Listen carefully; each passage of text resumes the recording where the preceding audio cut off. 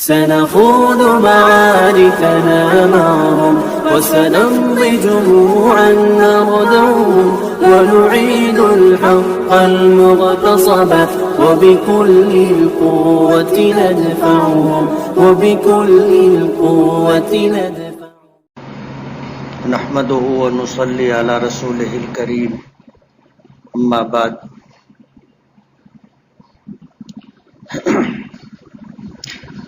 قال النبي صلی اللہ علیہ وسلم: صوموا لرؤيته وافطروا لرؤيته او كما قال علیہ الصلاۃ والسلام. بزرگان محترم اور عزیز دوستو، ایک وقت تھا ہم رمضان کا انتظار کر رہے تھے. اب یہ وقت ہے کہ رمضان ختم ہو رہا ہے.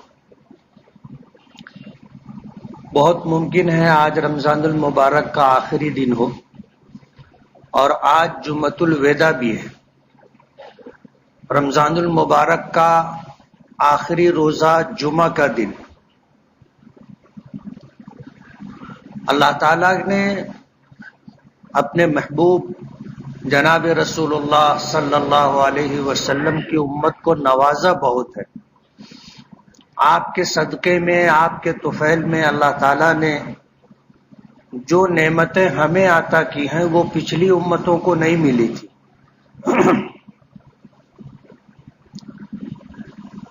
رمضان کے فضائل میں آپ نے سنا کہ ایک نفل کا ثواب فرض کے برابر کر دیا جاتا ہے، اور ایک فرض کا ثواب 70 فرض کے برابر کر دیا جاتا ہے. سال بھر کا ضابطہ اگر آپ دیکھو گے تو اس میں یہ چیز ہے کہ ہفتے بھر کے جو 7 دن ہوتے ہیں ان میں 6 دن کا جو عمل ہوتا ہے وہ عمل جمعہ کے دن بڑھا دیا جاتا ہے. سنیچر سے لے کے جمعرات تک کا اجر و ثواب جو ہوتا ہے جمعہ کے دن اس میں 70 گنا اضافہ ہوتا ہے. اب اگر وہ جمعہ رمضان المبارک میں آ جائے تو رمضان کی وجہ سے ایک فرض کا ثواب 70 فرض کے برابر تھا، اور اگر جمعہ کا دن آ جائے تو آپ 70 کو 70 سے ضرب دے کر کے دیکھ سکتے ہیں کہ جمعہ کے دن کی کیا فضیلت ہے. اللہ تعالیٰ نے اپنے محبوب کے صدقے میں اپنے محبوب نبی کی امت کو بے پناہ نوازا. تو ایک وقت تھا کہ ہم رمضان کا انتظار کر رہے تھے، اور اب رمضان ختم ہو رہا ہے.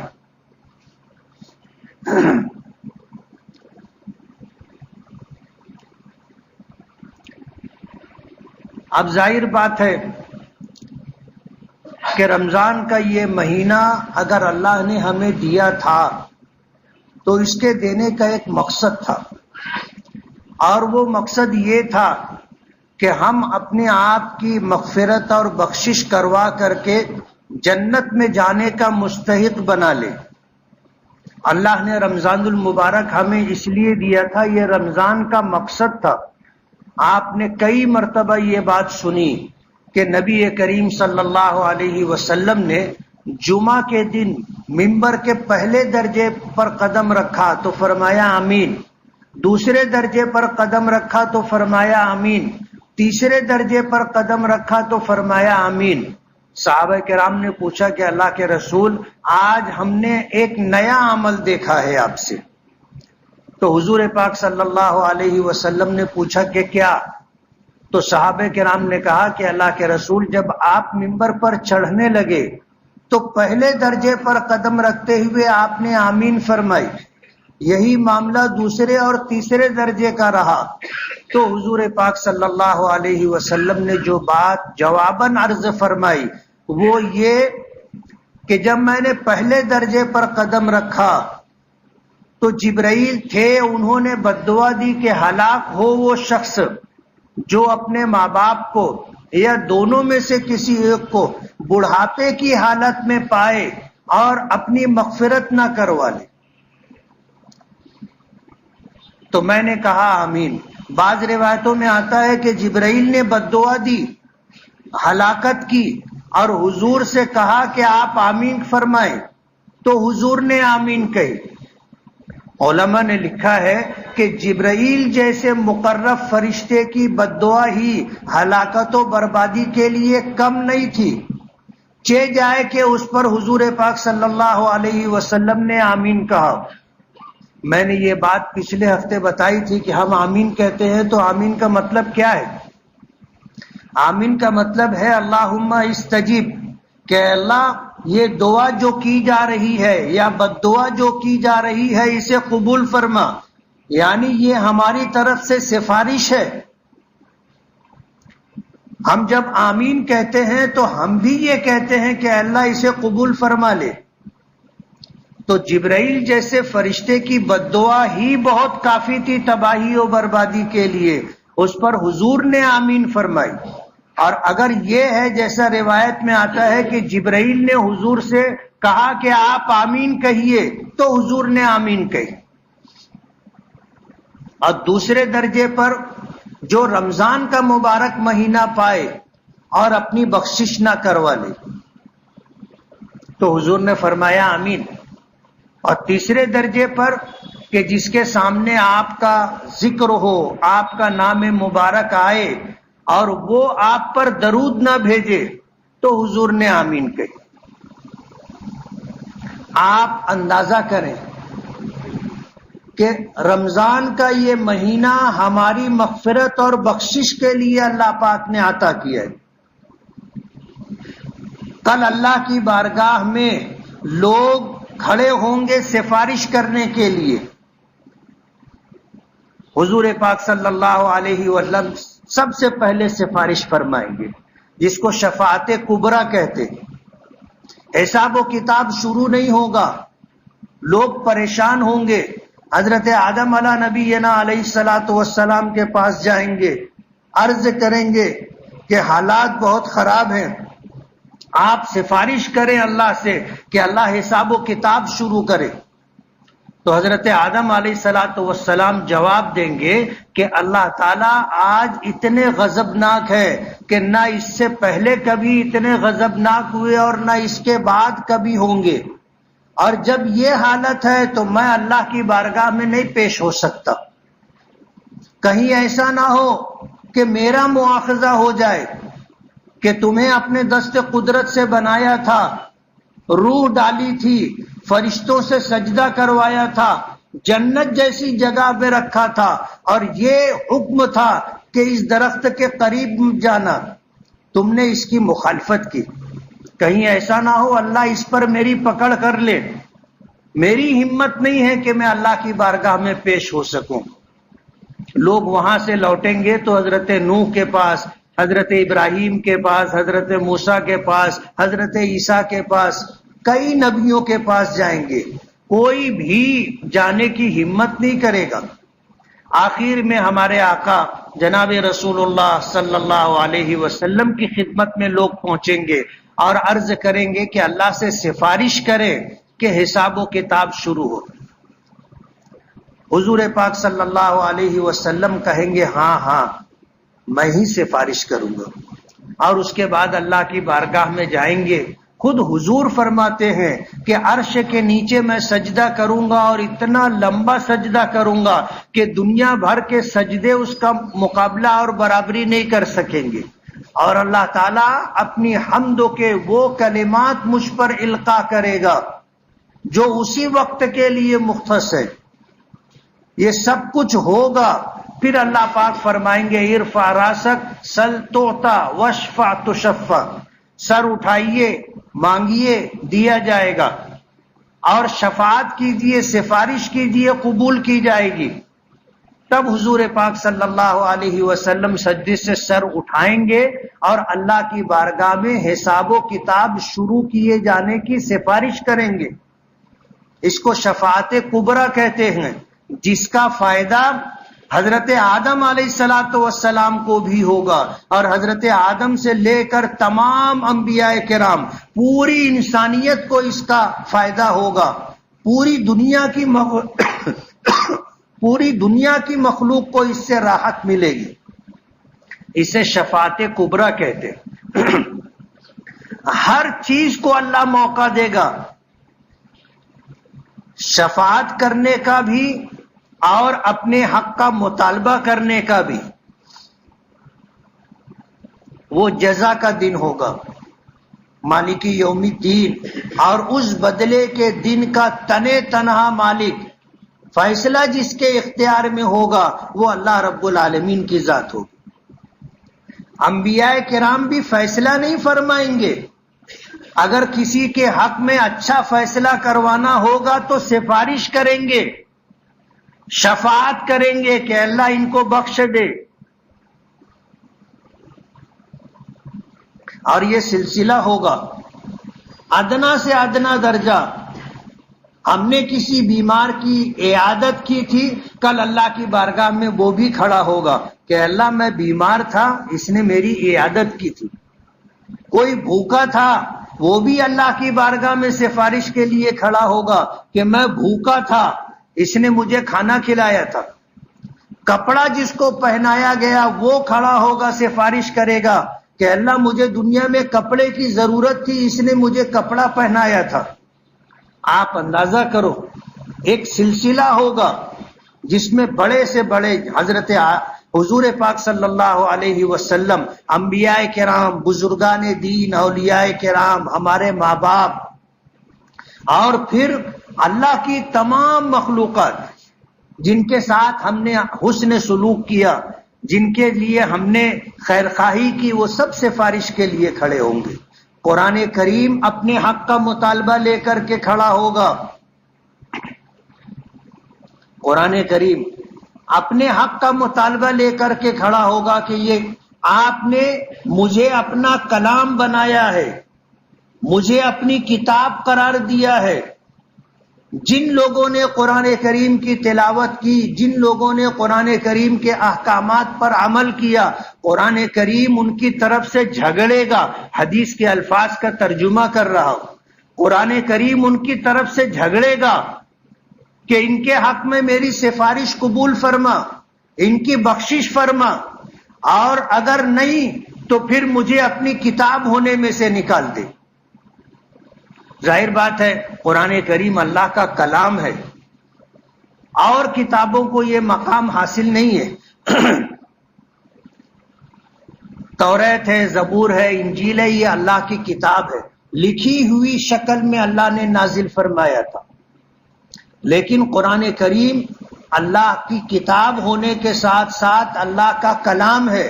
کتاب تو ہم اس لیے کہتے ہیں کہ حضور نے لکھوایا تھا کہ جب حضرت جبرائیل اللہ کا کوئی پیغام لے کر کے آتے تھے اور حضور کو سناتے تھے، حضور سنتے تھے، حضور پڑھتے تھے، تو پھر لکھنے والوں کو بلاتے تھے اور فرماتے تھے کہ ابھی مجھ پر قرآن کریم کی یہ آیات نازل ہوئی ہیں، قرآن کریم کی یہ سورت نازل ہوئی ہے، اسے لکھ لو. تو جو لکھنے والے صحابہ کرام تھے وہ اسے لکھ لیا کرتے تھے اور لکھ کر کے خود ہی لے کر کے چلے جاتے تھے، ان کے پاس محفوظ رہا.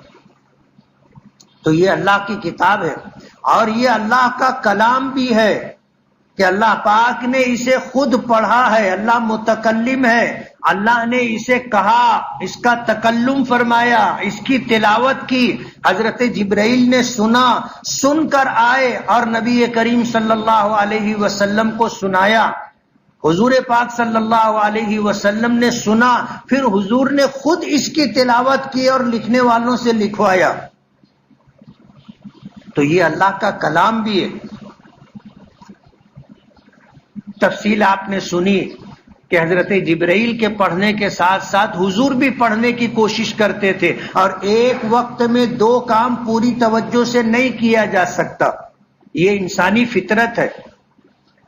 دو کاموں پر پوری توجہ ایک وقت میں نہیں ہو سکتی. یا تو حضور پڑھ سکتے تھے یا حضور سن سکتے تھے. پوری توجہ سے سننا اور پوری توجہ کے ساتھ پڑھنا ممکن نہیں تھا، بہت دشوار. حضور کو مشقت ہونے لگی. اللہ پاک نے فرمایا لا تحرک به لسانک لتعجل به، کہ میرے محبوب آپ اپنی زبان کو حرکت نہ دیں اور جبرائیل کے پڑھنے کے ساتھ ساتھ نہ پڑھیں تاکہ قرآن کریم تمہیں یاد ہو جائے. قرآن کریم کو آپ کے سینے میں جمع کرنا، محفوظ کرنا، یاد کروانا ہماری ذمہ داری ہے، اور جبرائیل کے جانے کے بعد اس کو پڑھوا لینا بھی ہماری ذمہ داری ہے. ان علینا جمعہ وقرآنہ، یہ ہماری ذمہ داری ہے کہ ہم قرآن کریم آپ کے سینے میں جمع بھی کر دیں گے، یعنی محفوظ کر دیں گے، یاد کروا دیں گے. وقرآنہ، اور پھر بعد میں اس کو پڑھوا بھی دیں گے. میں نے پچھلے ہفتوں میں عرض کیا تھا کہ قرآن کریم کے سب سے پہلے حافظ نبی کریم صلی اللہ علیہ وسلم، کہ قرآن کریم آیا، حضرت جبرائیل آئے، سنائے، اور پھر اس کو یہ ساری آیتیں اللہ نے اپنے محبوب کو یاد کروا دی. قرآن کریم مکمل ہوا تو پورا قرآن کریم آپ کو یاد تھا.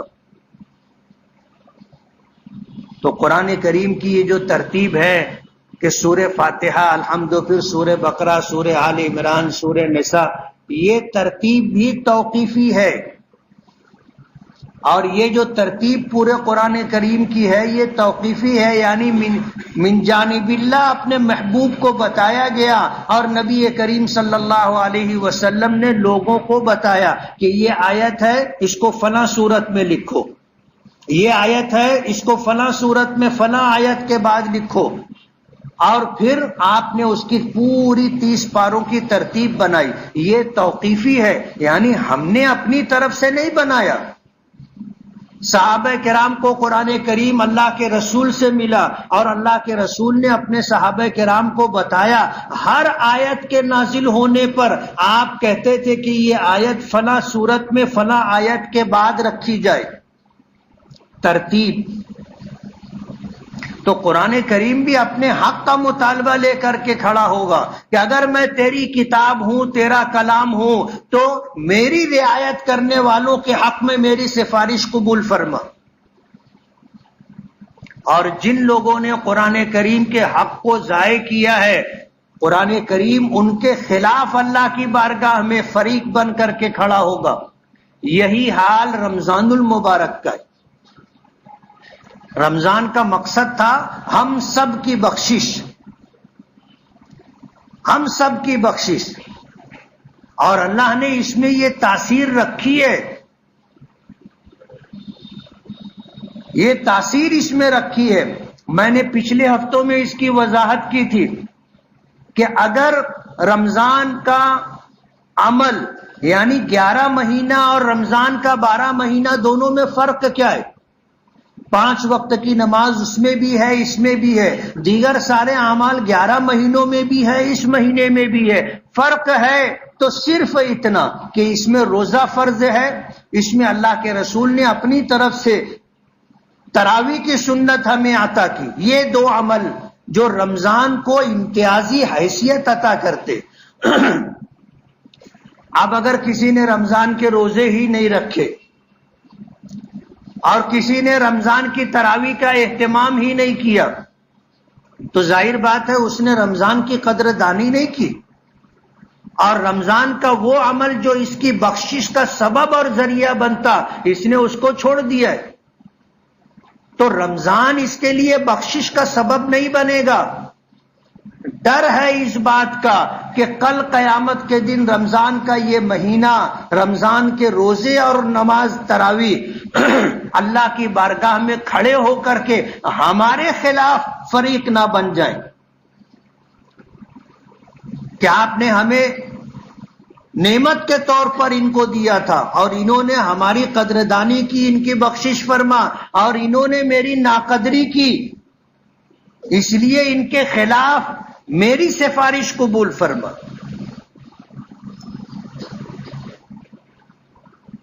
رمضان کا یہ مہینہ بھی اللہ کی بارگاہ میں کھڑے ہو کر کے اپنے حق کا مطالبہ کرے گا.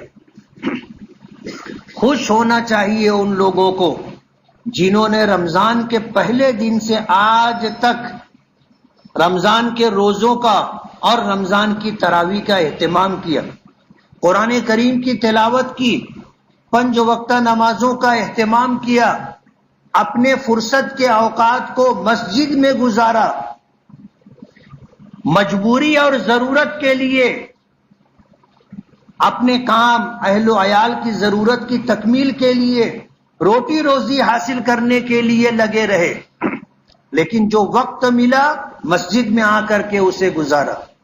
اور اخیر عشرہ ہماری مسجد میں اور بہت ساری مسجدوں میں دنیا بھر میں لوگوں نے اعتکاف کا بھی اہتمام کیا۔ خوش نصیب ہیں وہ لوگ جنہوں نے اپنا پورا 10 دن فارغ کیا آخری عشرہ اللہ کی بارگاہ میں جم کر کے بیٹھنے کا۔ خوش نصیب ہیں اور انہیں خوش ہونا چاہیے۔ اس لیے خوش ہونا چاہیے کہ جن عبادتوں کا انہوں نے اہتمام کیا ہے رمضان المبارک میں، انشاءاللہ یہ عمل ان کی نجات کا، ان کی بخشش کا، ان کے درجات کی بلندی کا، اللہ کی بارگاہ میں قربت کا، اللہ کی رضا اور خوشنودی کے حصول کا ذریعہ ہے۔ اور اگر رمضان کے روزوں میں اور تراویح میں بخشش کروانے کی بات نہیں ہوتی، روزوں کی اور تراویح کی اللہ کے نزدیک یہ حیثیت نہیں ہوتی، تو جبرائیل جیسے فرشتے کو یہ حق نہیں تھا کہ کسی کے لیے یہ بد دعا کرتے کہ ہلاک ہو وہ شخص جو رمضان کا مبارک مہینہ پائے اور اس کی بخشش نہ ہو۔ جبرائیل بد دعا نہیں دے سکتے تھے۔ اگر رمضان کا روزہ اور رمضان کی تراویح ہماری بخشش نہیں کروا سکتے تھے تو جبرائیل کو بد دعا دینے کا حق نہیں تھا۔ اور اگر جبرائیل نے بد دعا دی ہے اور وہ بد دعا برابر نہیں ہوتی تو ہمارے آقا اس پر کبھی آمین نہیں کہتے۔ اس لیے رمضان میں دونوں بات ہے کہ جہاں یہ ہماری بخشش کا سبب اور ذریعہ ہے، وہیں کل اگر خدا نہ خواستہ اپنے حق کے مطالبے کے لیے اللہ کی بارگاہ میں میدان محشر میں بروز قیامت اگر کھڑا ہو گیا تو کوئی ہمیں بچائے گا نہیں۔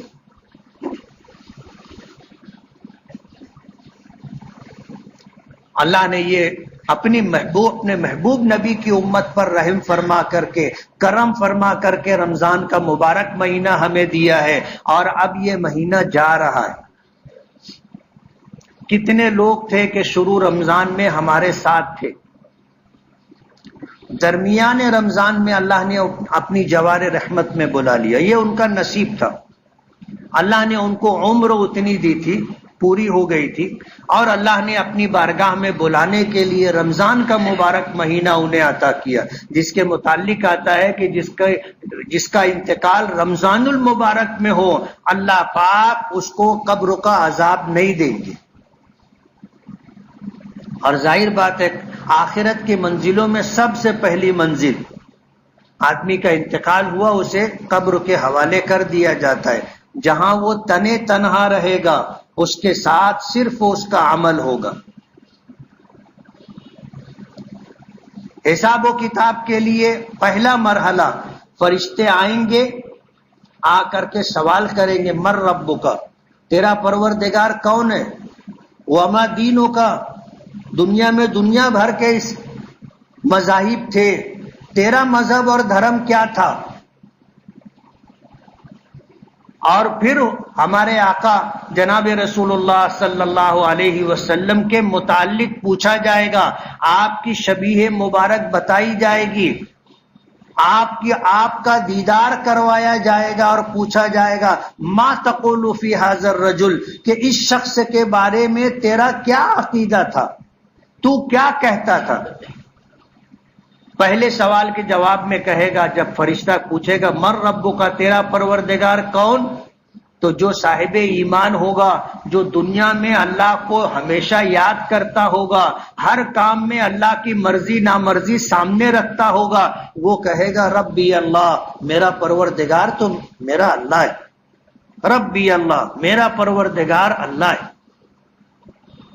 اور اپنے مذہب اور دھرم کے بارے میں کہے گا، پوچھا جائے گا ما دینوں کا، تو وہ کہے گا دینی الاسلام، کہ میرا دین اسلام ہے۔ اور پھر حضور پاک صلی اللہ علیہ وسلم کے متعلق جب پوچھا جائے گا کہ ان کے بارے میں تمہارا کیا عقیدہ ہے، کیا کہتے تھے، تو اس وقت جو آپ کی نبوت پر ایمان لایا اور جس نے آپ کا احترام، آپ کی عظمت، آپ کے رفیع المرتبت مقام کے پیش نظر آپ کو احترام دیا، عزت دی، جب پوچھا جائے گا ما تقول فی ھذا الرجل تو وہ کہے گا ھذا نبینا وھذا رسولنا جاءنا بالبینات والہدی فآمناہ وصدقناہ، یہ تو ہمارے نبی ہیں، یہ تو ہمارے رسول ہیں، یہ آئے تو اللہ کے احکامات لے کر کے آئے، قرآن کریم کی آیات لے کر کے آئے، اللہ نے آپ کے ذریعے سے ہمیں زندگی گزارنے کا سلیقہ اور طریقہ عطا کیا، ہم آپ پر ایمان لائے اور ہم نے آپ کے نبی نبوت اور رسالت کی تصدیق کی۔ یہ سوال و جواب ہو جائے گا، صحیح جواب دینے پر فرشتے کہیں گے نم کنومت العروس، بے خوف ہو کر دلہن کی طرح سو جا۔ حدیث پاک میں آتا ہے پھر یہ مردہ، یہ میت سوئے گا تو جب سور پھونکا جائے گا، جب اس کی آنکھ کھلے گی اور جب اٹھے گا تو ایسا لگے گا کہ بس ابھی سویا تھا، نیند پوری نہیں ہوئی اور اٹھا لیا گیا۔ یہ برزخ کا زمانہ ہوگا، قبر کی زندگی، برزخ کا زمانہ۔ تو رمضان کا مہینہ اللہ نے ہمیں دیا تھا، جن کا نصیب و مقدر تھا وہ آج تک ہیں، اور رمضان، پورا رمضان انہوں نے وصول کیا، فرض نمازوں کے ساتھ، رمضان کے روزوں کے ساتھ، تراویح کے اہتمام کے ساتھ اور گناہوں سے اجتناب کے ساتھ اپنی ان اوقات کو گزارا۔ خوش نصیب ہیں۔ اور انشاءاللہ جنہوں نے نیک نیتی اور اخلاص کے ساتھ اللہ اس کے رسول کو راضی کرنے کی نیت سے روزے بھی رکھے، تراویح بھی پڑھی، رمضان کے اوقات کا احترام بھی کیا، انشاءاللہ ان کی بخشش ہوگی۔ انہیں اس پر بھروسہ رکھنا چاہیے۔ اللہ اس کے رسول کی بات پر اعتماد کا مطلب ہی یہی ہے کہ اگر ہم نے روزہ رکھا اور اہتمام کے ساتھ تراویح پڑھی تو ہمارے دل میں اس بات کا یقین اور اطمینان ہونا چاہیے کہ اللہ نے ہماری بخشش کر دی ہے۔ اب اتنی بڑی نعمت ملی ہے تو اس کو سنبھالنا بھی ضروری ہے، اس کو سنبھالنا ضروری ہے۔ ماں باپ کا انتقال ہوا، ماں باپ نے جائیداد چھوڑی تھی، وراثت میں بہت مال ملا، ان کی ذمہ داری تھی وہ پوری ہو گئی، ہم کو نصیب سے مل بھی گئی وراثت میں بڑی دولت، اب ہماری ذمہ داری ہے کہ اس کو سنبھالیں۔ اللہ نے رمضان کے اعمال کی بدولت اگر ہماری بخشش فرما دی ہے تو اب اس کی قدردانی ضروری ہے۔ اور قدردانی کیا ہے؟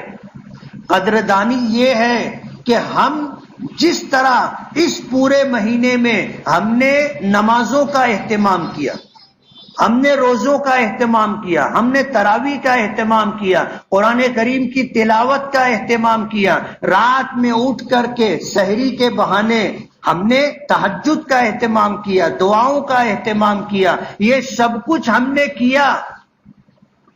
قدردانی یہ ہے کہ اتنا نہ صحیح، اس میں سے کچھ ہی صحیح رمضان بھر ہم نے کیا ہے، اب اس کے گزر جانے کے بعد بقیہ مہینوں میں بھی یہ اعمال ہم سے ہوتے رہے، یہ ہے قدردانی۔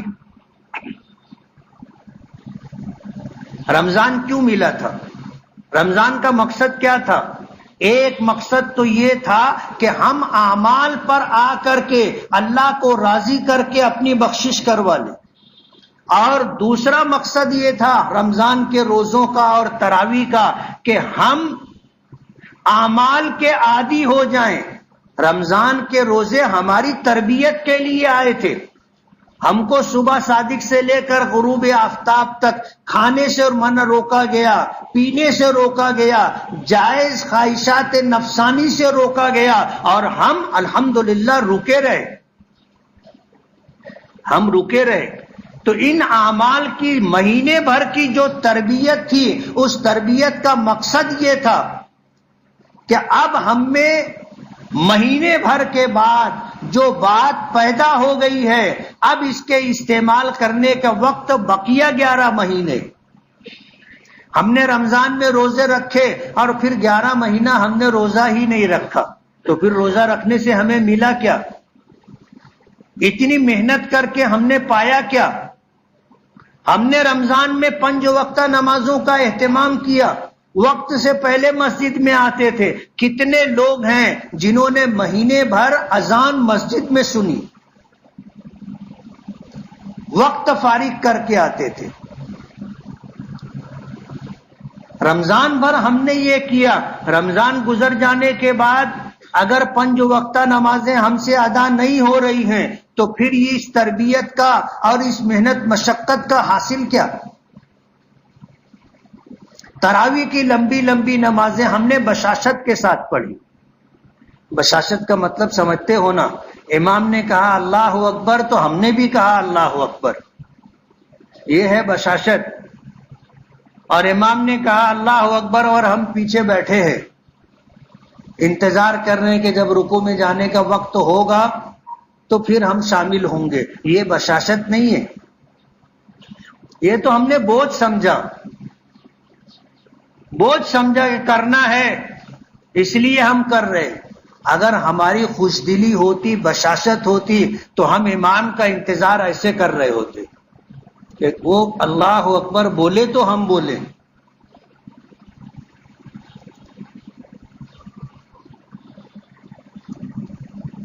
تو رمضان آیا اس لیے تھا کہ ہمارے اندر اعمال کی تربیت پیدا ہو جائے، اور یہ 11 مہینے سمجھ میں آنے والی چیز ہے کہ رمضان سے ہم نے جو پایا تھا وہ ہے کہ نہیں۔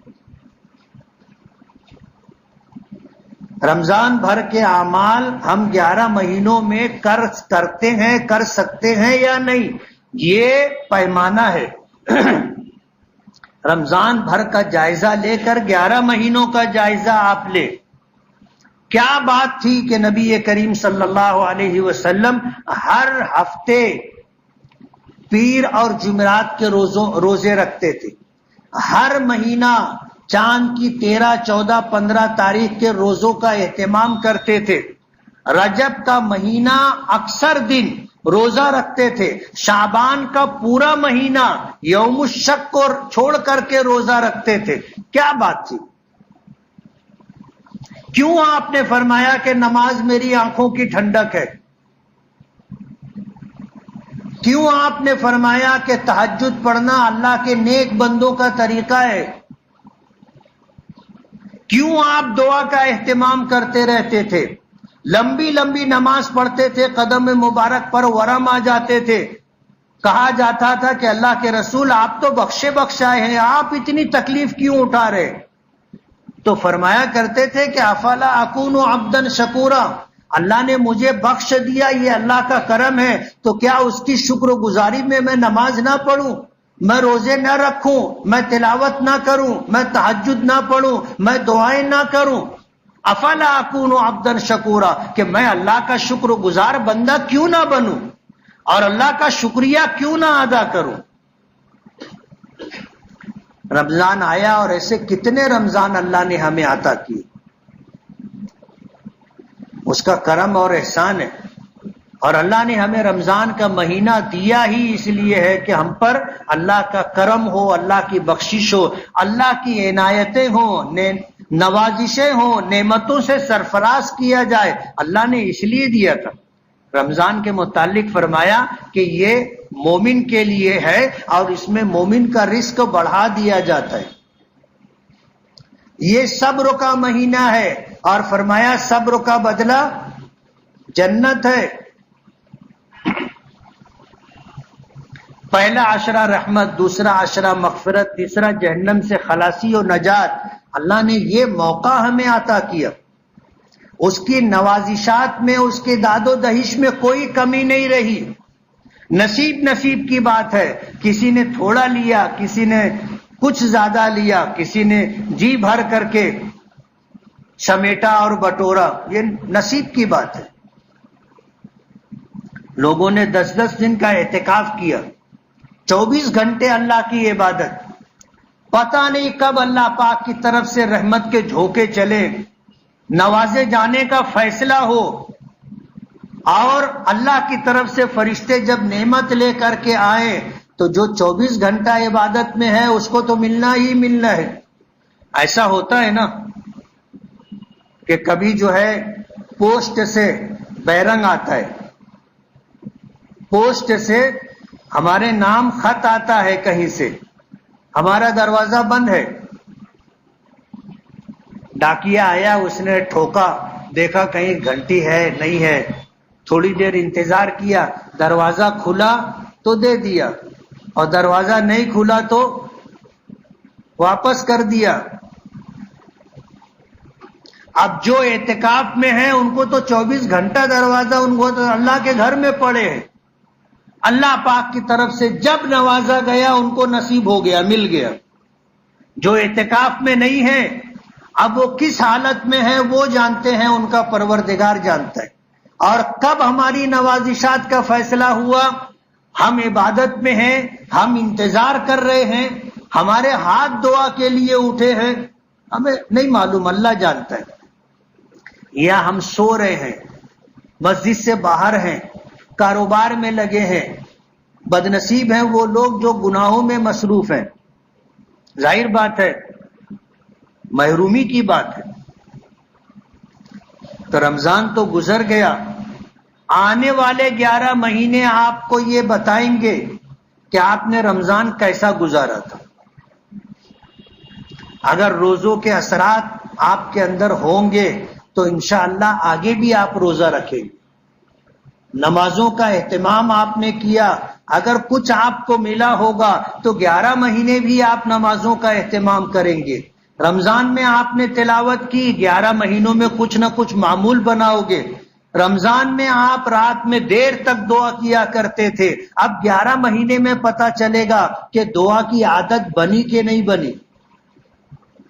تہجد کا اہتمام کرتے تھے، اب آنکھ کھلتی کہ نہیں کھلتی 11 مہینہ بتائے گا نا.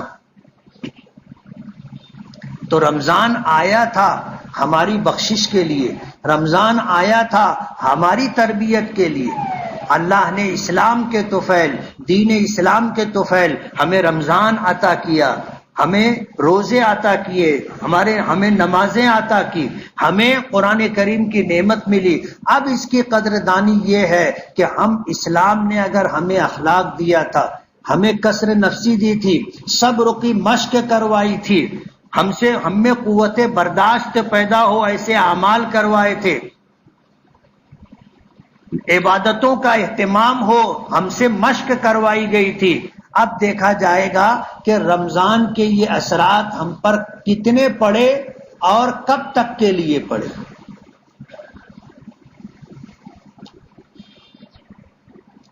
اللہ نے زندگی دی تو انشاءاللہ اگلا رمضان بھی دیکھیں گے، لیکن ہمیں نہیں معلوم کہ اگلا رمضان ہم دیکھ سکیں گے کہ نہیں دیکھ سکیں گے.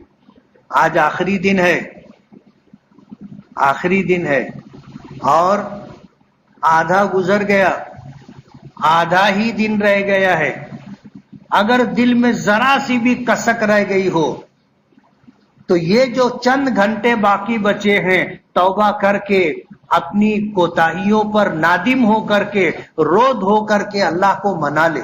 اور رمضان کی جو نعمتیں ہیں اللہ جو دینا چاہتا ہے، آنے والی رات اگر چاند دکھا تو یہ لیلۃ الجائزہ انعام کی رات ہوگی. ہم نے مہینے بھر محنت کی ہے، اس کا صلہ ملنے والا ہے. ہم نے مہینے بھر محنت کی ہے، اس کی اجرت ملنے والی ہے. ہم نے مہینے بھر محنت کی ہے، آنے والی رات اگر چاند دکھ گیا تو یہ انعام کی رات ہوگی. انعام سمجھتے ہو نا، آدمی اپنی ڈیوٹی سے زیادہ کام کرے تو اس کو جو بڑھ کر کے دیا جاتا ہے وہ انعام ہوتا ہے.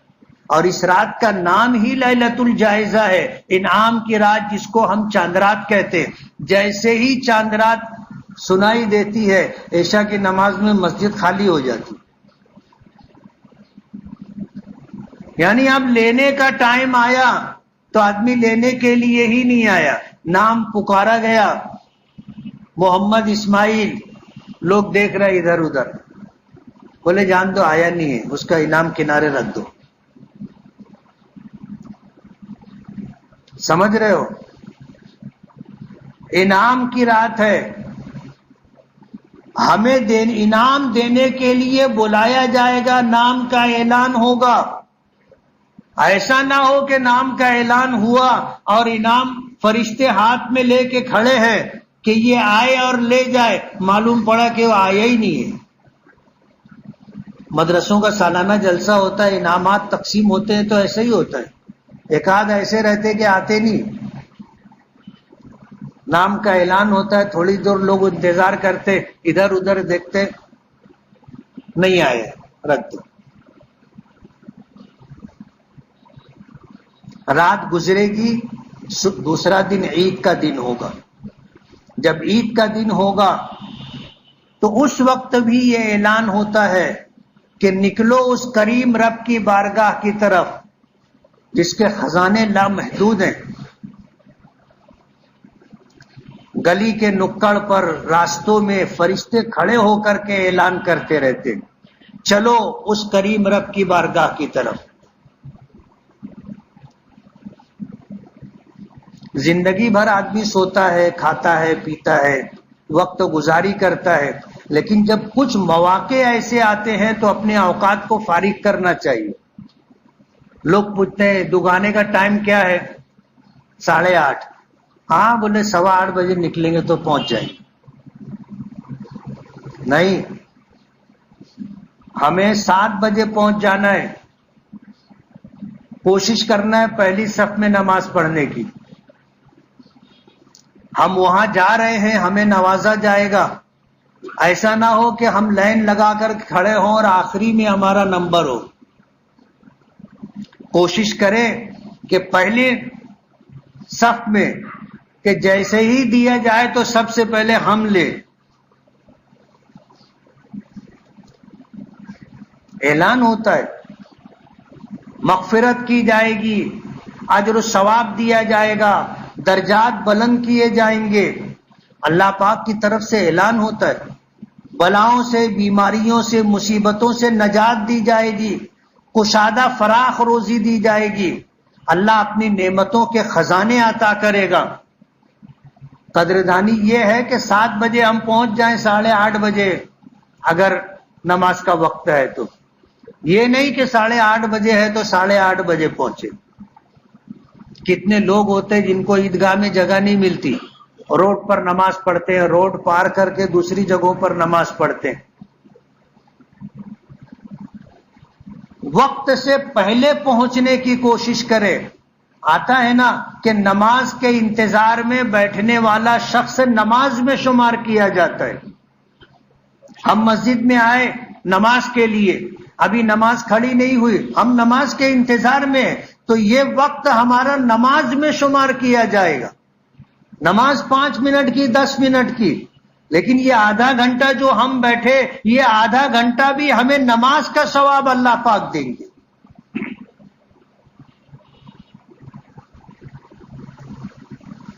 رمضان کا مہینہ آیا، ہم نے زکوٰۃ دی، ہم نے صدقہ فطر ادا کیا. کتنے لوگ صدقہ فطر دے چکے؟ ہاتھ اٹھانا. بہت تھوڑے لوگ دیے. دینا ہے کہ نہیں دینا ہے؟ کب دینا ہے؟ کب دینا ہے؟ جلدی دینا ہے. جن کو ملے وہ بھی ہماری خوشیوں میں شریک ہو جائیں. کل کا عید کا دن وہ بھی عید کی طرح منائیں. یہ نہ ہو کہ عید کا دن ہو اور وہ مانگنے کے لیے نکلیں. زکوٰۃ مال کی پاکی کا ذریعہ ہے اور صدقہ فطر جان کا صدقہ ہے.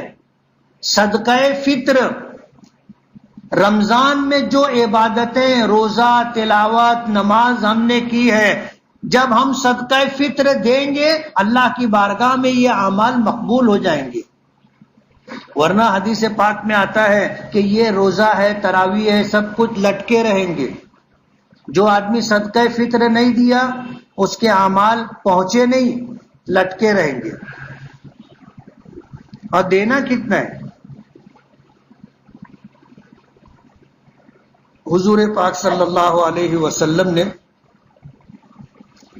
صدقہ فطر کے لیے 4 چیزیں ذکر کی: گیہوں، کھجور، جو اور کشمش.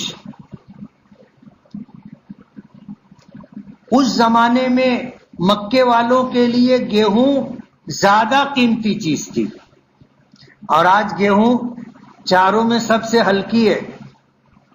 بولتے ہیں نا زمانہ بدلتا ہے قدریں بدل جاتی. آج ہمارے لیے گیہوں سستا ہے، جو مہنگا ہے. گیہوں سستا ہے، کھجور مہنگی ہے. گیہوں سستا ہے، کشمش مہنگی ہے. لیکن یہ چار چیزیں نبی کریم صلی اللہ علیہ وسلم نے صدقہ فطر کے لیے بتائی. اب جس کی جیسی حیثیت ہو، آدمی مزدور ہے، کماتا ہے، گھر میں 4 فرد ہیں، چاروں کا صدقہ فطر ادا کرنا ہے، اس کے پاس نہیں ہے اتنا مال، وہ گیہوں سے ادا کر دے. آج 1.5 پونے 2 کلو گیہوں کی کیا قیمت ہوگی؟ کیا کلو گیہوں ہے؟ 30 روپیہ، 32 روپیہ، 35 روپیہ. آپ 50 روپیہ ایک آدمی کی طرف سے سال میں 1 مرتبہ صدقہ فطر دینا ہے. دے سکتے کہ نہیں؟ فقیر بھی دے سکتا ہے نا، فقیر بھی دے سکتا ہے. اس لیے صدقہ فطر، آپ مزدور ہیں تو آپ گیہوں کے حساب سے دیں، اور اللہ نے آپ کو نوازا ہے تو آپ کھجور کے اعتبار سے دیں، کشمش کے اعتبار سے دیں، جو آپ کی حیثیت ہو. اور یہ معمولی چیز نہیں ہے. صدقہ فطر روزوں اور نماز کو قبول کروانے کا ذریعہ ہے. مہینے بھر محنت کی ہے، اور اگر یہی اعمال لٹکے رہ گئے تو کیا ملے گا؟ خوش دلی اور بشاشت کے ساتھ عیدگاہ کی طرف نکلنے سے پہلے صدقہ فطر ادا کر دیں گے نا؟ صدقہ فطر ادا کریں. رات لیلۃ الجائزہ ہے، انعام کی رات ہے، انعام لینے کا اہتمام کرے.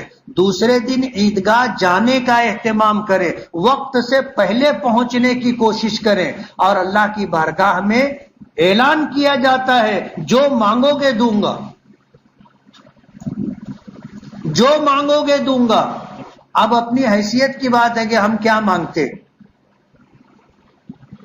یہ تو مانگنے والے کے اوپر ہے. دینے والے نے تو اعلان کر دیا جو مانگو گے دوں گا. اب آپ کو کیا چاہیے؟ آپ جائیے اور لے لیجئے، اور اگر نہیں لینا ہے تو الگ بات ہے، گھر میں بیٹھے رہیے، مت جائیے عیدگاہ. کتنے لوگ سال میں 1-2 مرتبہ جانا رہتا ہے تو بھی نہیں جاتے، مسجدوں میں عید کی نماز ادا کرتے نا. اب ان کو کون سمجھائے اور کون بتائے کہ مسجد نبوی کا کیا ثواب، اور عید کی نماز پڑھنے کے لیے حضور مسجد نبوی چھوڑ کر کے عیدگاہ میں نماز پڑھنے جاتے تھے.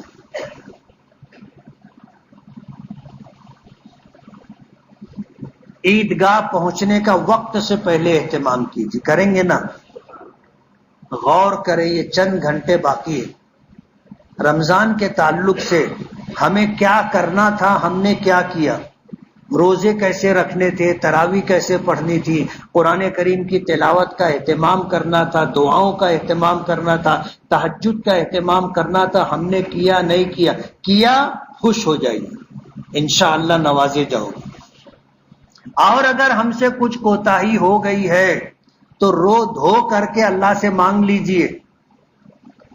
اللہ دینے کے لیے تیار بیٹھا ہے، اور ایسا بھی نہیں ہے کہ تم کرو گے تو ہی دے گا، ایسا بھی نہیں ہے. وہ دینا چاہے بغیر کچھ کیے بھی دے سکتا ہے نا. آپ بس مانگنے کا ڈھنگ ہونا چاہیے، مانگنے کا ڈھنگ ہونا چاہیے.